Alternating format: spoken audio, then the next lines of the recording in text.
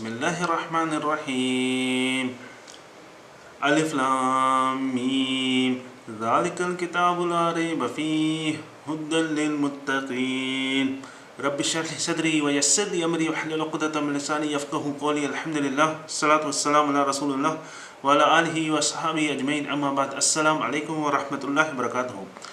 سورہ بقرہ قرآن کی دوسری نمبر سورہ ہے الفاتحہ کے بعد، اور سب سے بڑی سورہ ہے قرآن کی۔ رسول صلی اللہ علیہ وسلم نے فرمایا لِكُلِّ شَيْءٍ سَنَامٌ وَإِنَّ سَنَامِ القرآن سورہ البقرہ۔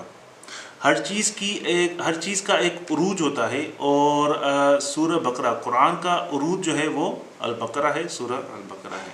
تو ہر چیز کی ایک پیک ہوتی ہے، قرآن کی پیک کیا ہے؟ وہ سورہ البقرہ ہے۔ سورہ بقرہ مسلمانوں کی آئیڈینٹی ہے، شناخت ہے مسلمانوں کی، اور یہ سب سے بڑی سورہ ہے قرآن کی۔ اور یہ سورہ مدنی سورہ ہے۔ جب رسول صلی اللہ علیہ وسلم نے ہجرت کی تھی مکے سے مدینہ، تو ارلی مدنی سورہ ہے۔ تو 70-75% جو تقریباً 70% قرآن پہلے ہی نازل ہو چکا تھا مکے میں۔ 35% قرآن نازل ہوا تھا جب رسول صلی اللہ علیہ وسلم نے ہجرت کی تھی مکے سے مدینہ۔ تو یہ سورہ مدنی سورہ ہے، اور جو مکے میں مسلمان جب تھے، جب رسول اللہ صلی اللہ علیہ وسلم مکے میں تھے، تو اس وقت ان کو کم سمجھا جاتا تھا، کمزور سمجھا جاتا تھا، اور وہ وہاں پہ مشرکین مکہ جو تھے، مکے والے لوگ تھے، ان کے اوپر ظلم کرتے تھے۔ وہ اوپنلی عبادت نہیں کر سکتے تھے، دین کو سکھا نہیں سکتے تھے، آرام سے اوپنلی نہیں کر سکتے تھے۔ لیکن جب انہوں نے ہجرت کی مدینے میں، تو مدینے میں وہ میجارٹی میں تھے، اور وہ آرام سے عبادت بھی کر سکتے تھے، ان کے اوپر ظلم بھی نہیں ہوتا تھا۔ جو مدینے میں کمیونٹیز تھی، جو قومیں تھیں، وہ تھے یہود، جس کو ہم کہتے ہیں جوش، اور دوسرے تھے بنی اسرائیل، جو جوش کو بنی اسرائیل بھی کہتے ہیں، اور دوسرے تھے نصارہ، جس کو ہم کہتے ہیں عیسائی۔ تو یہ دونوں قومیں تھیں کہاں؟ مدینے میں۔ تو وہاں مدینے میں انٹرنل پرابلم تو تھے، اندر جو ان کے کافی چیزیں تھیں، لیکن رسول صلی اللہ علیہ وسلم وہاں جب گئے تو وہاں پہ ایک نیو قوم، ایک نئی نیشن قوم بلڈ کر رہے تھے، بنا رہے تھے مسلم امہ کو۔ تو اس وقت انہوں نے ان سے ایگریمنٹ سائن کیا تھا، جس کو کہتے ہیں پیس ٹریٹی، امن والے جو ہے وہ ایگریمنٹ سائن کیا تھا جوز کے ساتھ، اور کرسچنس، وہاں کے عیسائی اور یہود جو تھے ان کے ساتھ۔ اب قرآن جو نازل ہوا مکے میں، مطلب آسمان سے مکے کی طرف آیا، تو اس کو ہم کہتے ہیں مکی قرآن۔ اور جب آسمان سے اوپر سے آیات جبرائیل علیہ السلام نے کیا مدینے کی طرف، جب رسول اللہ صلی اللہ علیہ وسلم مدینے میں تھے، تو اس کو ہم کہتے ہیں مدنی قرآن۔ لیکن کچھ ایسی آیات بھی ہیں جس کو کہتے ہیں سماوی آیات یا سماوی قرآن۔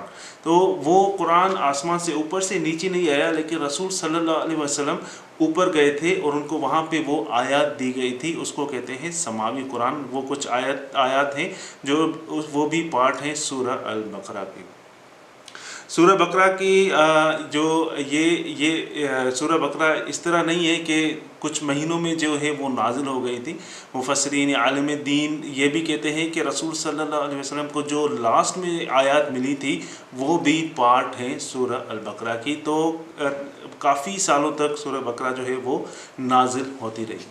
تو اور دوسرا جو ڈفرنس ہے، دوسرا جو فرق ہے، جیسے آڈینس تھی جو قرآن سنتے تھے اس وقت، جو مکے میں تھے، مشرکین مکہ تھے، اور مشرکین مکہ جو تھے ان کے پاس دو چیزیں تھیں، ایک کعبۃ اللہ اور دوسرا قربانی۔ دو چیزیں ان کے پاس تھی، جیسے ابراہیم علیہ السلام نے کعبۃ اللہ بنایا اسماعیل علیہ السلام کے ساتھ، اور قربانی کی، تو یہ دو چیزیں ان میں تھی۔ لیکن باقی چیزیں، آخرت کیا ہے، اسلام کیا ہے، اور اللہ کی توحید کیا ہے، یہ ساری چیزیں ان کے پاس نہیں تھی۔ جیسے ہی ہزاروں سال گزرتے گئے، جنریشن چلتی آئی، تو یہ ساری چیزیں ان میں سے ختم ہو گئی، ان کے پاس کوئی کتاب نہیں تھا۔ تو وہ انہوں نے دو چیزیں رکھی تھی، ایک مکہ اور دوسرا کیا تھا؟ قربانی۔ باقی چیزیں ان کا پرپز، ان کا مقصد یہ چیزیں نہیں تھیں۔ لیکن اگر آپ مدینے کی طرف جائیں تو مدینے میں جو یہود تھے اور مدینے میں جو عیسائی تھے، ان کے پاس اللہ عز و جل کی کتابیں تھیں، تورات اور انجیل۔ تو ان کو پتہ تھا کہ وحی کیا ہے، ان کو پتہ تھا کہ نبی کیا ہے، اور ان کو یہ چیزیں بڑی اچھی طرح معلوم تھی کہ نبی کیا ہے اور وحی کیا ہے، اللہ کا پیغام کیا ہے، اللہ کے احکام کیا ہیں، یہ چیزیں ان کو پتہ تھی۔ تو مکے میں اگر جائیں تو ان کو وہ چیز پتہ نہیں تھی کہ نبی کیا ہوتے ہیں، وحی کیا ہوتی ہے، آیات کیا ہوتی ہیں، ان کو یہ چیزیں پتہ نہیں تھی۔ تو جب رسول صلی اللہ علیہ وسلم مدینے میں گئے تو وہاں پہ جو بنی اسرائیل، جو یہود تھے، ان کے جو پڑھے لکھے لوگ ہوتے تھے، جیسے ہمارے یہاں جمعے کا خطبہ ہوتا ہے، ان کے پاس تھا سبت، اور جو عیسائی ہیں ان کے پاس بھی کچھ دن تھے، جو ان کے لیڈر تھے، ان کے بڑے بڑے پڑھے لکھے علماء تھے، مشائخ تھے، جیسے قرآن میں ان کا ذکر کیا گیا ہے علماء، اور بنی اسرائیل کے علماء، اور کہا گیا ہے الاحبار۔ احبار کا مطلب ہے حبر، حبر سے نکلا گیا ہے، حبر کا مطلب ہے سیاہی، انک جسے ہم کہتے ہیں۔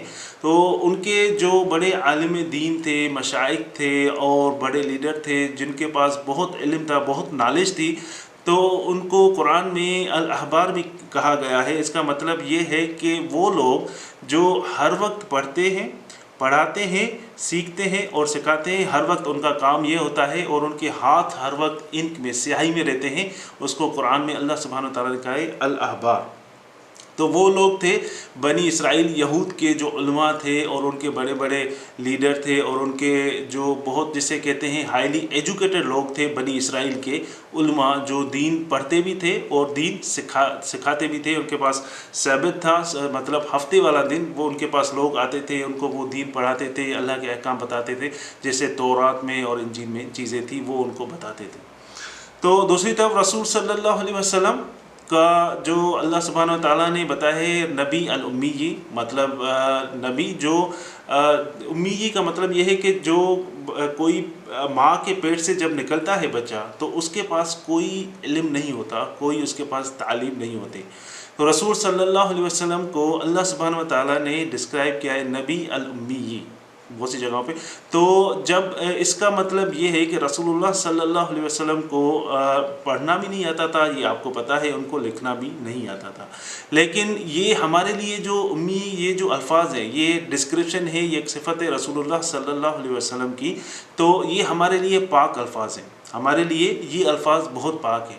لیکن بنی اسرائیل کے جو لیڈر تھے، مشائخ تھے، وہ ان الفاظوں کو اس طرح لیتے تھے کہ مسلمانوں کو کہتے تھے یا اپنے لوگوں کو کہ یہ دین سکھائے گا، کیونکہ رسول صلی اللہ علیہ وسلم جب مدینے میں گئے تو وہ بھی دین پر سکھاتے تھے، اور ان کے علماء تھے بنی اسرائیل کے، وہ بھی دین سکھاتے تھے۔ تو جب مدینے میں گئے تو ان کے جو جیوش کے، جو یہود کے علماء تھے، وہ لوگوں کو کہتے تھے کہ تم لوگوں کو یہ پڑھائے گا، یہ پڑھائے گا، یہ الامی، اس کو خود کو کچھ بھی نہیں آتا، یہ تم لوگوں کو کیا پڑھائے گا۔ تو ان کے لوگوں کے ذہن میں یہ چیزیں ڈالتے تھے، مسلمانوں کو بھی کہتے تھے اور اپنے لوگوں کو بھی، کہ وہ لوگ مسلمان نہیں ہو جائیں۔ تو یہ چیزیں کیوں امپارٹنٹ ہے، یہ چیزیں میں آپ کو کیوں بتا رہا ہوں، کیونکہ سورہ البقرہ جو ہے وہ ارلی مدنی سورہ ہے، اور ارلی مدنی سورہ جب رسول صلی اللہ علیہ وسلم مدینے میں ایک کمیونٹی ڈیولپ کر رہے تھے مسلمانوں کی، اور ساری چیزیں مسلمانوں کے لیے ہو رہی تھی آہستہ آہستہ، تو اس وقت یہ سورہ نازل ہوئی۔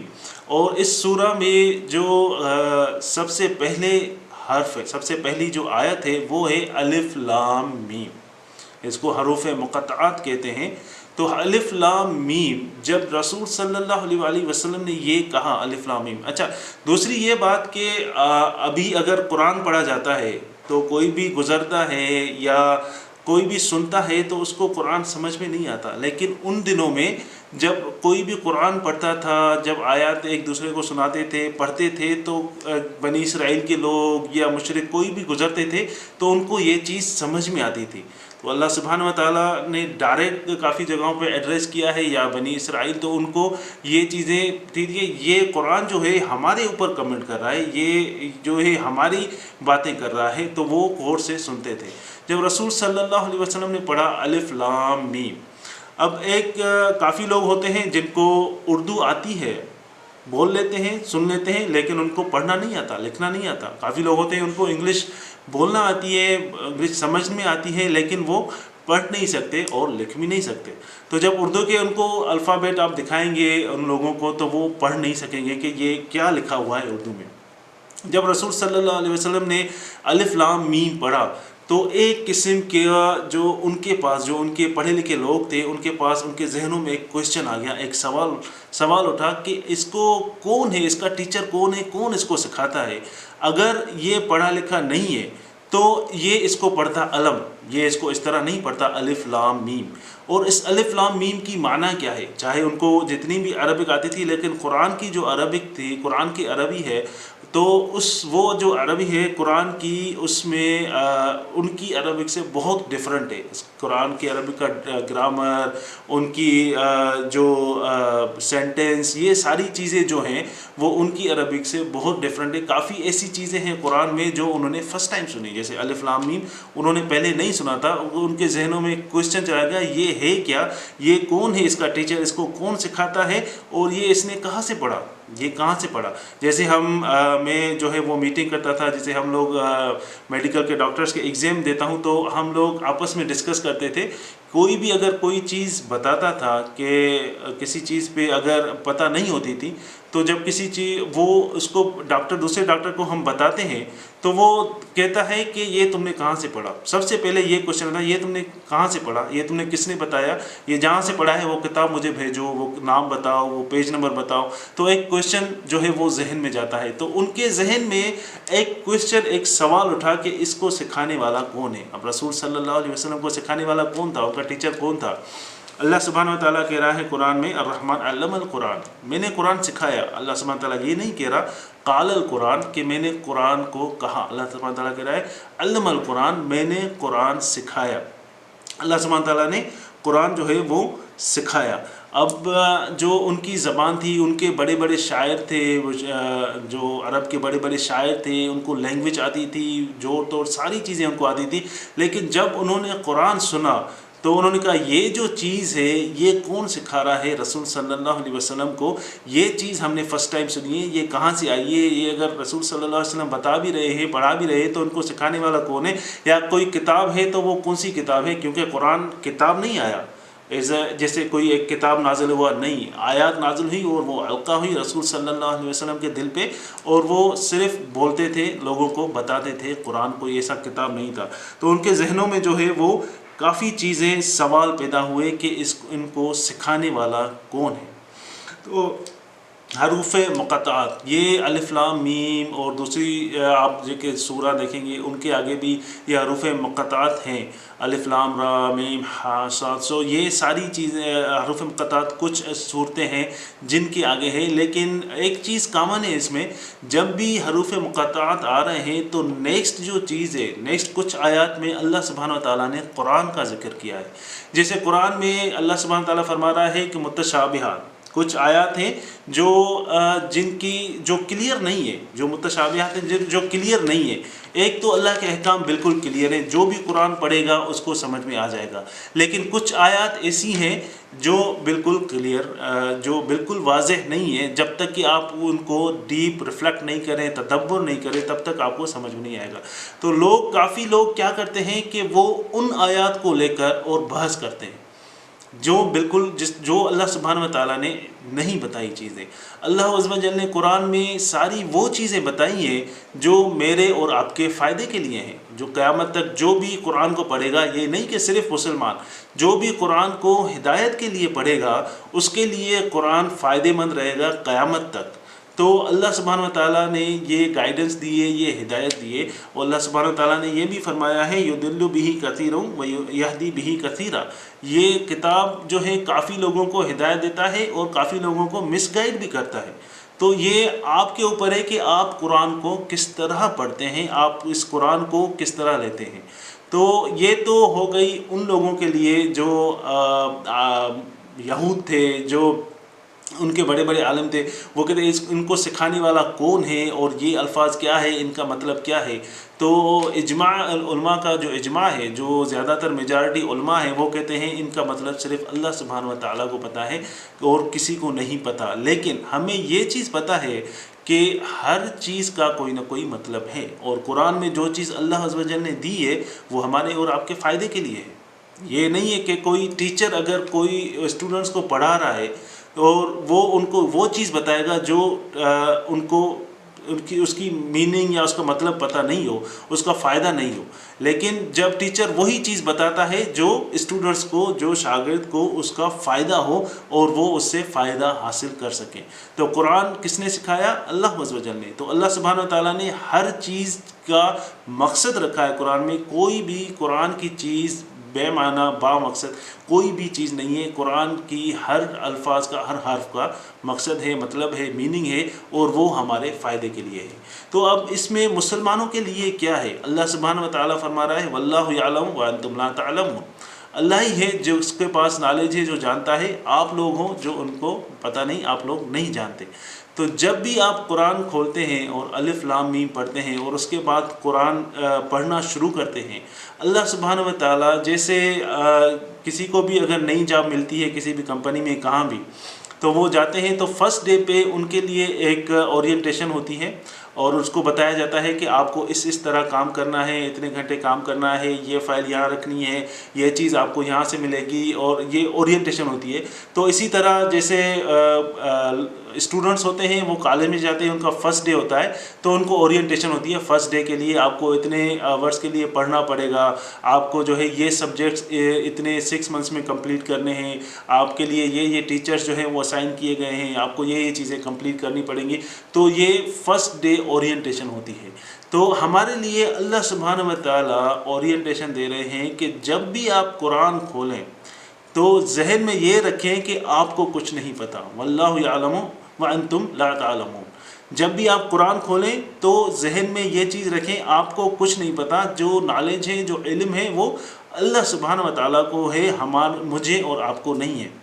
کافی لوگوں کو اگر قرآن بتایا جاتا ہے تو وہ کہتے ہیں کہ ہاں مجھے یہ چیز معلوم ہے۔ جیسے 2-3 دن پہلے ہی ایک میرا عرب دوست ہے، ساتھ کام کرتا ہے، اس سے ڈسکشن ہوا تو میں نے اس کو کہا کہ ڈسکشن ہوا قرآن کے بارے میں، تو میں نے اس کو کہا کہ قرآن جو ہے وہ ہمیں سمجھنا چاہیے۔ اس نے بھی کہا کہ ہاں ہم سمجھتے ہیں اور جو ہے وہ لوگوں کو بتانا چاہیے۔ تو اس پہ اس نے اعتراض کیا کہ ہم جو ہے وہ پہلے سے ہی مسلمان ہیں، مسلمان کے گھر میں پیدا ہوئے ہیں، ہم کو قرآن جو ہے بچپن سے لے کے بتایا جاتا ہے، اس کے جو مین پارٹس ہیں وہ بتائے جاتے ہیں، تو یہ ہم دوسروں کو کیوں بتائیں؟ ہم جہاں رہتے ہیں ہمارے پڑوس والے مسلم ہیں، جو آتے ہیں مسجد میں وہ مسلمان ہیں، سارے مسلمان ہیں، تو ہم دوسروں کو کیوں بتائیں؟ تو میں نے اس کو کہا کہ رسول صلی اللہ علیہ وآلہ وسلم سے زیادہ قرآن کون جانتا ہے؟ اس دنیا میں سب سے زیادہ قرآن کن کو پتا تھا؟ رسول اللہ صلی اللہ علیہ وسلم کو۔ سب سے زیادہ اللہ عز و جل کو کون جانتے تھے؟ رسول اللہ صلی اللہ علیہ وآلہ وسلم۔ تو رسول صلی اللہ علیہ وآلہ وسلم جتنا قرآن پڑھتے تھے، جتنا قرآن پڑھاتے تھے، جتنا قرآن سکھاتے تھے، جتنی نمازیں پڑھتے تھے، اور ہر نماز میں سورہ فاتحہ، ہر رکعت میں تو پڑھتے ہی پڑھتے ہیں، ہم 5 وقت میں سورہ فاتحہ ہم دیکھیں کتنی دفعہ پڑھتے ہیں دن میں۔ تو رسول اللہ صلی اللہ علیہ وآلہ وسلم کہتے ہیں کہ مجھے تو قرآن پتہ ہے، ان کے تو دل میں تھا قرآن، ان کو تو پتہ ہے، تو ان کو پڑھنے کی کیا ضرورت تھی؟ ان کو بتانے کی کیا ضرورت تھی؟ صحابہ جو تھے ان کو قرآن کا پتہ تھا، تو ان کو پڑھنے کی کیا ضرورت تھی؟ ان کو دوسروں کو بتانے کی کیا ضرورت تھی؟ کیونکہ اگر کوئی قرآن پڑھ کے سمجھتے، اس نے میں نے سمجھ لیا اور میں جو ہے وہ ابھی میں نے پورا سمجھ لیا، اللہ سبحانہ تعالیٰ کے قانون، لاز، یہ ساری چیزیں سمجھ دی، اب میں اس کے اوپر چلوں گا، تو یہ بالکل غلط ہے۔ نہیں، آپ کو جب قرآن پڑھیں تو اس طرح پڑھے، اس طرح کہ مجھے کچھ نہیں پتا، سب کچھ اللہ سبحانہ و تعالیٰ کو پتہ ہے، اور یہ قرآن جو ہے وہ جیسے ہی پڑھتے جائیں گے آپ کے دل کو، جو جسے کہتے ہیں نا، قرآن کو اس طرح کھولیں، اس طرح پڑھیں جیسے فقیر ہوتا ہے یا کوئی بھوکا ہوتا ہے یا کوئی پیاسا ہوتا ہے، وہ کس طرح پانی کی طرف جائے گا؟ جیسے کوئی پیاسا ہے، اس کو 3-4 دن پانی نہیں ملا، اس کو اگر آپ پانی دیں گے، وہ یہ نہیں کہے گا آپ کو کہ مجھے ٹھنڈا پانی دو، صاف پانی دو، وہ پانی لے گا اور پی لے گا، یہ نہیں کہے گا مجھے جوس دو، مجھے یہ دو، وہ پانی لے گا اور پی لے گا۔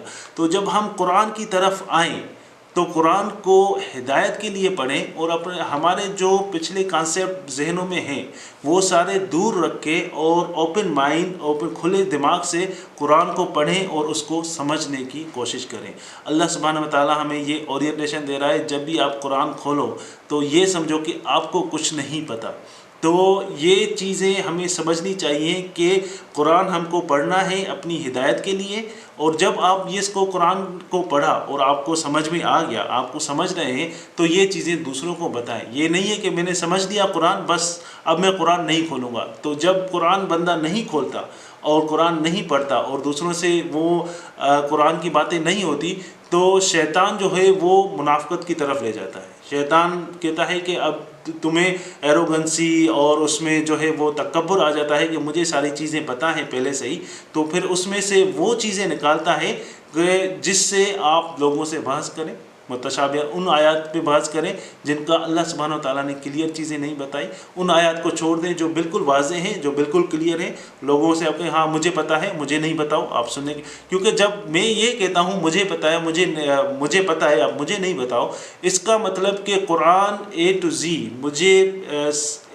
ہر چیز قرآن کی پتہ ہے، لیکن اللہ سبحانہ و تعالیٰ نے قرآن کو جیسے کہے کہ سمندر ہے، سمندر آپ جتنا بھی سمندر میں اندر جائیں آپ پورے سمندر کو نہیں کر سکتے، آپ پورے سمندر کو یہ نہیں کہہ سکتے میں پورا سمندر گھوم کے آیا، آپ چاہے بالکل اندر جائیں لیکن جب باہر آئیں گے کچھ قطرے آپ کے جسم کو لگے ہوئے ہوں گے، کچھ دیر کے بعد وہ بھی سوکھ جائیں گے۔ تو یہ چیزیں ہمیں سمجھنی چاہیے کہ قرآن جب ہم پڑھیں اور جب ہمیں یہ پتہ ہو کہ جب ہم قرآن پڑھ رہے ہیں تو ہمیں اپنی اوقات پتہ ہونی چاہیے کہ مجھے کچھ بھی نہیں پتہ، سب کچھ پتہ کس کو ہے؟ اللہ سبحانہ و تعالیٰ کو، واللہ یعلم وانتم لا تعلمون۔ اور میں قرآن جب بھی پڑھوں تو ہدایت کی اس سے پڑھوں، یہ نہیں کہ میں کسی کو نیچا دکھانے کے لیے، کسی سے بحث کرنے کے لیے یا کسی کو سے اوپر ہونے کے لیے، اس چیز کے لیے نہیں پڑھوں قرآن۔ میں قرآن اس لیے پڑھوں کہ یا اللہ میں اس قرآن کی طرف آیا ہوں ہدایت کے لیے، یا اللہ مجھے ہدایت فرما۔ تو اللہ سبحانہ و تعالیٰ ہم سب کو ہدایت فرمائے اور ہم کو قرآن سمجھنے کی توفیق عطا فرمائے۔ تو اس کے بعد والی جو آیات ہے ذالک الکتاب لا ریب فیہ، تو اس کے لیے ہم کل اس پہ بات کریں گے۔ اللہ سبحانہ و تعالیٰ ہمیں سمجھنے کی توفیق عطا فرمائے۔ وآخر دعوانا ان الحمد للہ رب العالمین۔ السلام علیکم ورحمۃ اللہ وبرکاتہ۔